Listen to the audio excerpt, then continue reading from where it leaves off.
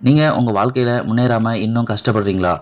அப்படி கஷ்டப்பட்டீங்கன்னா இந்த வீடியோ உங்களுக்காண்டி தான். அதாவது நீங்கள் மற்றவங்கள மாதிரி நீங்களும் உங்கள் வாழ்க்கையில் ஜெயிச்சு நாமளும் ஒரு நல்ல இடத்துக்கு போகணும் அப்படின்னு நினைக்கிறீங்கன்னா, நான் சொல்கிற இந்த 6 வழிமுறைகளையும் நீங்கள் கண்டிப்பாக பின்பற்றி தான் ஆகணும். வாங்க அது என்னென்னு பார்க்கலாம். அதுக்கு முன்னாடி ரொம்ப முக்கியம் என்னென்னா, இந்த வீடியோவை ஸ்கிப் பண்ணாமல் ஃபுல்லாக பாருங்கள். அப்போ தான் என்ன சொல்ல வரேன்னு உங்களுக்கு புரியும். நம்ம இப்போ முதலாவதாக என்ன பார்க்க போகிறோன்னா, என்ன கட்டுப்படுத்தணும்னா, ரொம்ப பேசுகிறத முதல்ல கட்டுப்படுத்தணும். பல பேர் சொல்லுவாங்க, இவன் வாயால் தான் இவன் கேடுறான், இவன் வாய் தான் இவனுக்கு பிரச்சனை அப்படின்னு சொல்லுவாங்க. அது உண்மைதாங்க.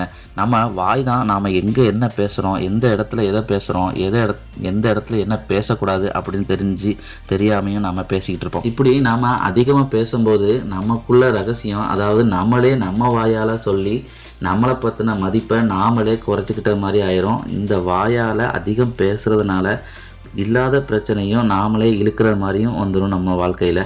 நாம் இப்படி அதிகமாக பேசும்போது நாம் பேசுகிறதுக்கு முன்னாடி கொஞ்சம் யோசித்து பேசுவோம். அதாவது இவங்கக்கிட்ட இதை பேசலாமா, இவங்ககிட்ட பேசுகிறது சரிதானா, இந்த நேரத்தில் பேசலாமா அப்படின்னு யோசித்து பேசுங்க.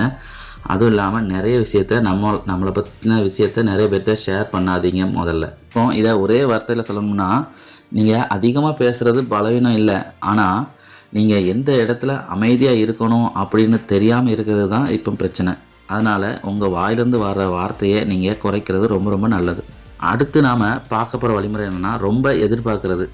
பல பேர் சொல்லுவாங்க, இவன் முடியை கட்டி மலையை இழுக்கணும்னு எதிர்பார்க்குறான், அது நடக்குமா அப்படின்னு சொல்லுவாங்க. அதே மாதிரி தான் பல பேர் பெருசாக ஆசைப்பட்டு அதுக்கான முயற்சியை தொடங்கி அப்படியே விட்டுருவாங்க. இப்போ நம்ம முதல்லையே சிறுசாக ஆசைப்பட்டு சின்னதாக முயற்சி எடுத்தோம்னா அதில் நம்மளுக்கு கன்சிஸ்டன்சி இருக்கும், நாம் ஜெயிக்கலாம். இப்படியான அதிகமான எதிர்பார்ப்பு நம்மளுக்கு கடைசியில் அது ஏமாற்றத்தை தான் தரும். நாம் நினைக்கிற மாதிரியே எல்லாரும் இருக்க மாட்டாங்க.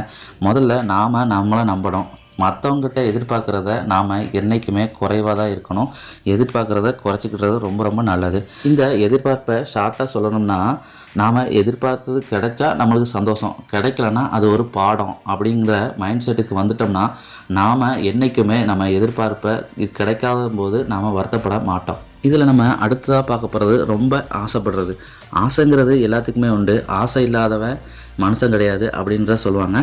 கண்டிப்பாக நம்ம எல்லாருக்கும் அந்த ஆசை இருக்கும். அந்த ஆசையில் நம்ம எதில் ஆசைப்படுறோம் அப்படிங்கிறது தான் ரொம்ப ரொம்ப முக்கியம். இந்த ஆசையை எப்படி சொல்லுவாங்கன்னா, விரலுக்கேற்ற வீக்கம் வேணும் அப்படி சொல்லுவாங்க. இந்த ஆசையை நம்ம தகுதிக்கேற்ற ஆசைப்பட்டோம்னா அந்த ஆசையும் நம்மளுக்கு கிடைக்கும்.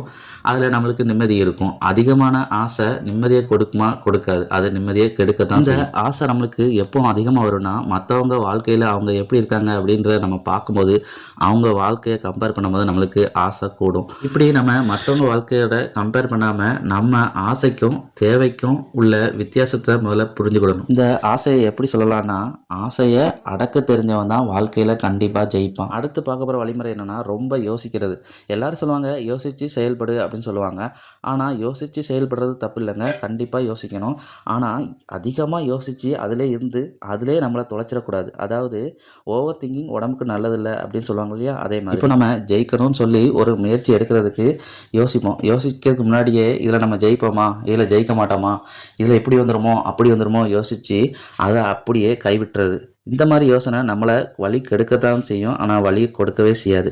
இன்னொரு விஷயம் என்னென்னா, நாம் ஒரு விஷயத்த செஞ்சு ஆரம்பிச்சிருப்போம், அதில் தோல்வி அடைஞ்சிருப்போம். அதை பற்றியே யோசித்து புதுசாக செய்கிறதுக்கு அடுத்த முயற்சி எடுக்கிறதுக்கு நாம் பயந்துட்டு அதை அப்படியே யோசித்து கைவிட்டுரும். அந்த மாதிரி யோசனையிலேருந்து நம்ம என்றைக்குமே கைவிட்டு தள்ளி நிற்கிறதே ரொம்ப ரொம்ப நல்லது. கடைசியாக நம்ம பார்க்க போகிற வழிமுறை என்னென்னா, ரொம்ப நம்புறது. ஒன்று கவனித்து பார்த்தீங்கன்னா உங்களுக்கே புரியும், நம்பி வாழ்ந்தவங்களை விட நம்பி கெட்டு போனவங்க தான் அதிகமாக இருப்பாங்க.